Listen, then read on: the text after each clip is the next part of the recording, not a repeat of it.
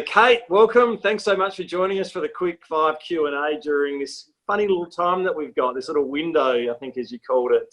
Yes. So joining us and helping the team to overcome some objections they might have in the market. Yeah, my pleasure, Alex. Well, we're all in it together, and even though I'm in a different state, I think we're all copying the same resistance at the moment. So whether it's an internal world of resistance or the external environment. So yeah, happy to help and answer any questions. And I'm always open for your team if they want to shoot emails or texts or anything. I'm always here to help. Oh, legend. Always one of the most highly rated speakers at our conference, Kate. The most popular. Thank you. All right, so 5 questions. First one, tips for working remotely. We were talking about that off screen before, maybe a bit of hybrid, but tips for the current working climate. Yeah, look, I think first of all, you can't use the same model as someone else. So it's going to come down to your own individual way. Some people are happy sitting on the couch in their trackies and Ugg boots doing business, and other people will find that they have to get into their business mode.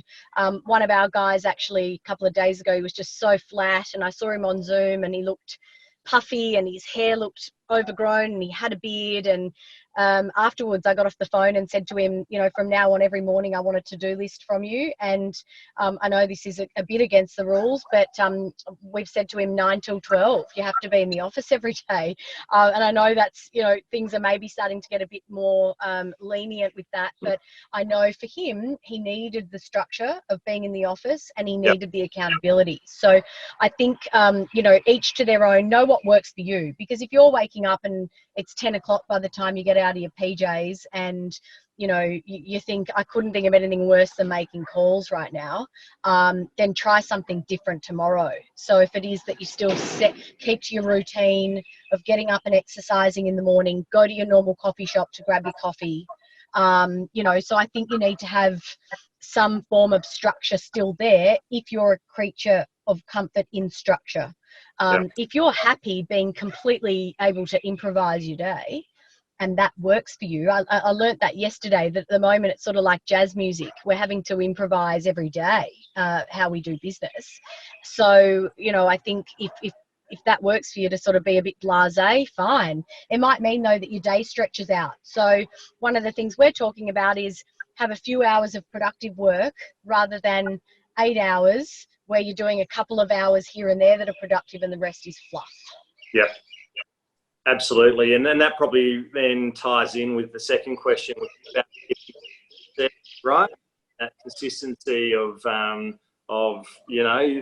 trying to feel as good as you can, because you can only deal with clients in a positive way if you're feeling somewhat good about yourself. So probably the PJ's example. Is there any others that you're, what are you doing? Look, I definitely think, your exercise regime, I mean, you can't go to maybe your personal trainer, or you can't go to your gym, or you can't train with people you'd normally train with. So, make sure that you're getting, is it a walk with a podcast? Like every single day I've got a podcast or a interview or a, YouTube clip, something that I'm being sent or that someone's suggesting to me. And I'm just using that to sort of set my morning, going for my walk, grabbing my normal coffee. So, that sort of keeps your mindset there. I think one of the other things too is, you can't just stop everything else in your life. If all you're doing is sitting on the couch watching TV and doing a bit of real estate, you're just going to get stale. And I'm like this anyway. Don't be two-dimensional. You need other things. And it was funny because I was sitting this morning outside a music shop and they were busy. Like people were buying guitars and, thinking it's time to learn an instrument, or it's time to do a singing lesson or learn a language. I don't know, like I had a couple of books delivered from Amazon that I've been wanting to read. So, make sure that you're also putting some of your mindset into other things. Because if you're just obsessed with, I'm not making money at the moment, I'm not doing the transactions I should be doing, I'm bored, my family's driving me mad, and all I'm doing is eating, like you're just going to go bananas. So I think definitely have that other dimension in your life, something else that inspires you, and know what makes you happy. Like I know that if I'm flat, I get happy when I'm around people. So, going for a walk with someone, even if you're on opposite sides of the path, or driving down to the water and sitting in front of the water to do a meditation. instead of doing it in your lounge room. So go to the places that still make you happy and the things that make you feel alive and fulfilled. Don't completely cross them off. Brilliant. Good tip. And in the current market to win listings, there's obviously going to be some vendors who need to sell, and that's going to be a bit more of a traditional pitch, I guess, and pricing, it's a bit tricky, but the dialogue for vendors who are sitting on the fence, should I go now, should I wait for a year? Yep. So I had a lady about 4 weeks ago when all of this kicked off, and I was set to do an auction for her, and she rang me when all this sort of really bad started happening, and she said, Kate, I'm in my 80s. I don't really need to sell the house next door. She's obviously very wealthy. She owns the place next door as well. She said, I'm vulnerable in my age and in my health, and I just don't think that it's a good time. Let's just put the whole thing on the back burner. And I said, well, Heather, first of all, the fact that you say that you're vulnerable and elderly and all of those things is even more reason why you've selected me as your agent anyway, because I'm the right person to lead you through this and give you the right advice. I said, so that's the first thing. I said, but when it comes to my advice, I really think that now is the time to do it. I said, we're still sitting in a marketplace where the first quarter of confidence and turnover was very high. So people that have sold need to buy. There are still buyers from Q4 in 2019 looking to buy. And I said, I don't know how long those buyers will be around, because they're going to be absorbed over the next 4 to 6 weeks. And I can't then pull out a crystal ball and promise you that come July, August, September, October, that those buyers will still be there. In fact, I'm even more nervous that if there's not a lot of stock transacting now, that there may be less buyers in that quarter 3, quarter 4 of this year. And if an abundance of stock hits the market from people trying to hold on, that are sort of surviving at the moment through stimulus packages, and I've got a client in insolvency. He said, I've got no pain at the moment, but he said, I think in the next 6 months we're going to be flat out from people who run out of steam being able to hold on. So I said to this lady, I said, go now, beat everyone else to the market, grab a buyer that's out there that hasn't been absorbed yet, and let's do expressions of interest, so we don't need to worry about the auction. We'll do an EOI. It's private. I'll qualify everyone for you, Heather. And the thing is, if we don't get you the price you want, you don't have to sell. Nothing has changed. If we don't get to a price you're delighted with, we either sit tight to find a right buyer, or we take it off the market and maybe we relaunch it towards the end of the year. Sorry, my phone rang. I just lost you. Right. And she said, okay, Kate, let's do it. I launched it on the Thursday, the week before Easter, 2/6 to 2/8. I had 7 private viewings on the Saturday. I had an offer documented at 275 on the Monday and sold it for 2825 on the Tuesday. So I've created this beautiful case study now that I can be using with every other client. So I've just gone into 2 this morning and used that case study to say to them, let's do it. And this is an example as to why. On the flip side, the ones that are coming on the market at the moment that aren't being snapped up straight away, they are overpriced, they're not presented well, and they're sitting. So I've got a couple that I launched at the same time that have just sat, and I've barely had an inquiry, which is another case study to go back and say how important it is to get that price right, and also presentation and photography. But definitely to be putting it out there online and still grabbing that momentum we've had from the start of the year. Makes total sense. And then that probably flows on to like off-market sales. So using those case studies to win listings. So agents within Marshall White or Owens Casserly can say, we have done this recently. This is an example of what we've done in a sale. So in off-market sales, how are you using your database to leverage people potentially to come to the market than actually getting deals done and bringing buyers through? Look, I think off markets at the moment, look, if you have to do them, you have to do them. I'd rather get 6, 7, 8 grand out of someone as a minimum campaign and get them on the market, and put a bit of fear into them that, you're going to have to put your head on the pillow every night and wonder if you could have got another 50, another 75 for that $10,000 investment. The off-market stock at the moment I'm doing for more niche properties where I know I've got a specific buyer category. So I've got an off-market that is very, it's a very Chinese house. You know, I just know that Chinese will buy it. And I don't think that that's as maybe as strong for you guys and your market in Adelaide as what it is for us. No. But, you know, so I've sort of said to my other owners, if you're a niche product where I feel like it's a really niche buyer, then let's stay off market. Let's not risk overexposing. I'll just put it out to migration agents, buyers advocates, and specific database buyers that we've got. And then let's reassess if we're not getting to an outcome and look at that two-stage approach. So maybe we stay off market for, you know, I'm not saying to extend that at all. I think 2 to 3 weeks off market should give you enough idea that you've flushed out the people you do know. And then it's time to say to your client, let's now get it out there to the people we don't know. And they like the 2-stage because they feel like it's being tried and tested first before you just go and take their money. Yeah, absolutely. That makes sense as well, Kate. And question number 5, dialogue you're using to qualify buyers before you bring them to an appointment, so you're not wasting your time. And then once you've got them in there and they're sitting on the fence, what are you using some strategies to try to buy now? So, first one, how do you get qualified? So at the moment, I'm actually, when people are calling to inquire, I'm saying to them that obviously under the new guidelines that I need to be, you know, almost a bit of a private investigator first to just really understand who you are and what's motivating you in here and what's your timing like. So I say, is that okay if I just ask some questions? You know, I apologize. And it sort of softens it, and they like that, and they say, yeah, no problem. And so I say to them, you know, have you driven past the property? Like, I really want to know that they've driven past, seen the location, seen the look of the property, seen that, oh, it's got apartments at the back, I wouldn't buy it, or, you know, it's got a T intersection, I don't like that energy flow, or, you know, like if they haven't driven past, I'm simply not taking them. And, you know, a lot of buyers are lazy because they like to go through homes as hobbies, but we're not here to provide them with a hobby anymore. We're here to sell them a home. If they're not absolutely key on knowing location and look of property and what's around it, then I'll say to them, once you've driven past, then call me and we'll discuss the next stage. So that's the first thing I'm doing. And if they're not committed enough to get in the car and drive past, even if it's a 40-minute drive to get there, they're not a buyer.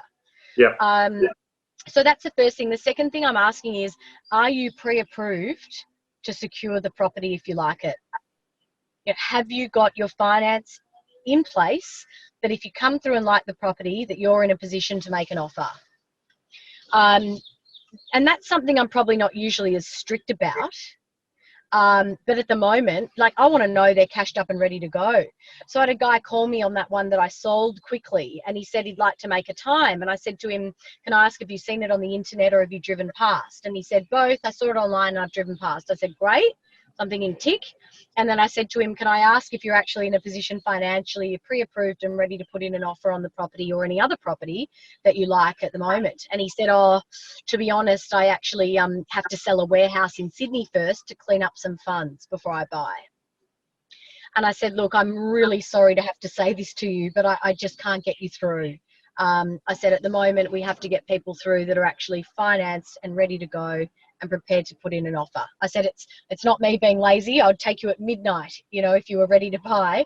But the fact that you're just trying to do some research and get an understanding of what you can buy for your money, I said, why don't I just keep your details? Or when you sell in Sydney, let me know, and I'll drop you into something really quickly. But right now, this one's not for you.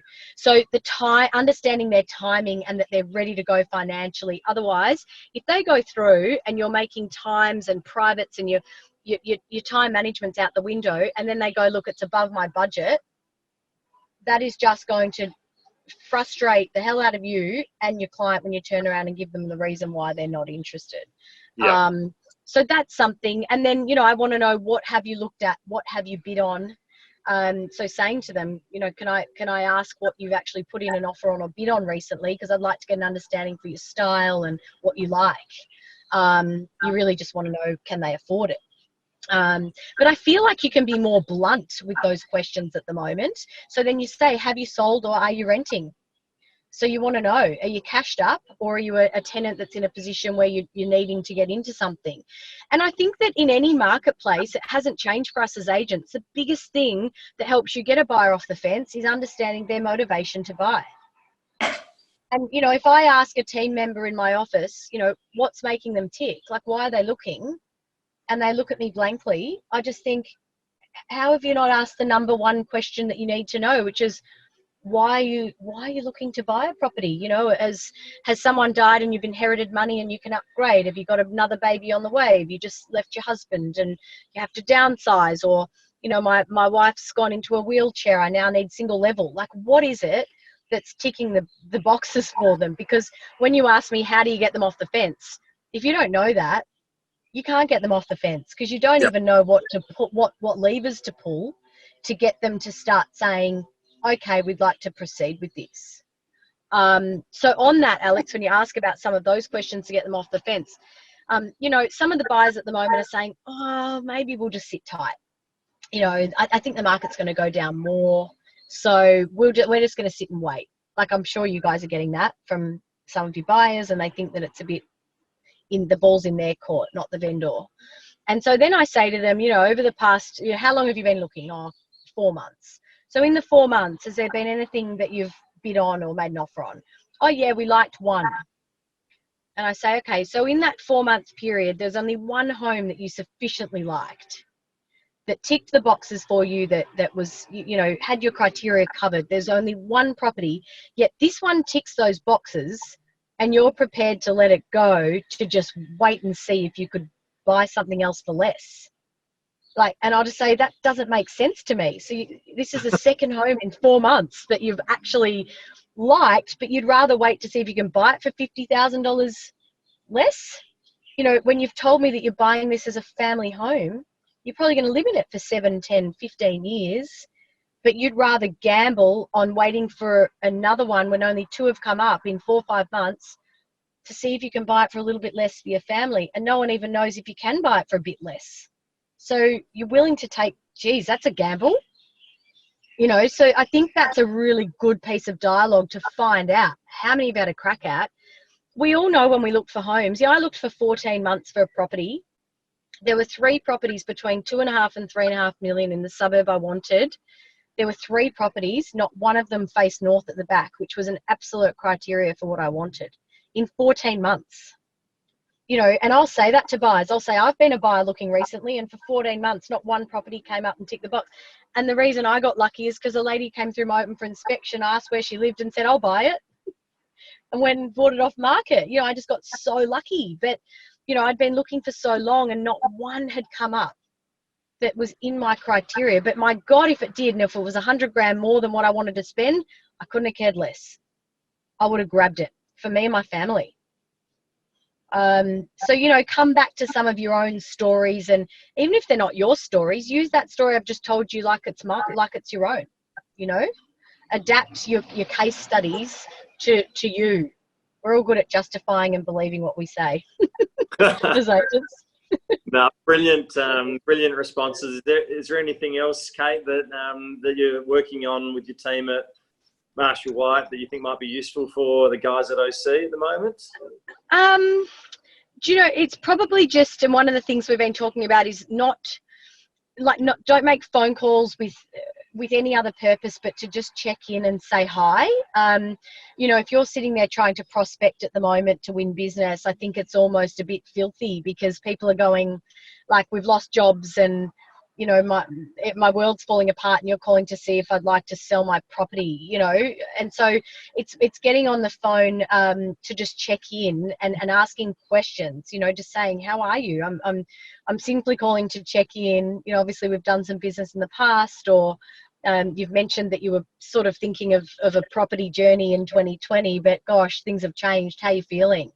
And just have a yarn with them. And I think it's, don't hurry to get off the phone. I heard that at the moment, call centers that normally have 12-second average calls have got 4.5-minute average calls, like random Filipino, you know, call centers, because people just want to talk at the moment. So don't be afraid to call, but don't call with commission breath and a purpose to win business and make money. And your purpose is massive, because if at the moment your purpose is money, it's the wrong one. We've never been in such a long game. You know, this is it right now, to build layers of trust with your community and with your clients. This is the time to say, I'm here for you. I'll do anything you need me to do. It might look differently to what it normally does, but I'm here. And if it's just to sort of be upset that you maybe paid too much a year ago, and put them at ease, you know. So I think just if you're going to make your calls, be there for them, be empathetic with your social media and all of your branding. You know, any of the narcissism and the beat your chest, rah, rah, rah, I'm a gun. People are going to remember that when they come out the end of this and think that you were just dirty, and you'll just repel people. So be really sitting in that heart space of empathy, you know, and come back to your purpose, and just hang in there. Like, it is a window, it's a tunnel, and we're cruising towards the end, and it might get then harder, who knows, but I'm telling you, the cream will rise to the top. If you can hang in there, and have the long game in mind, you will be a phenomenal performer in the next 1, 2, 3 years. Just like yourself, Kate. Thanks so much. Thanks, Alex. Again, we know that it's a busy time and you're juggling moving into a new house and family and running a business and selling and listing, and what did you have to sneak into your car to get away from everyone? My car's my office. I love it. Good on you, Kate. Thanks so much. Thanks, Alex. Thank you so much. All right. Okay, bye.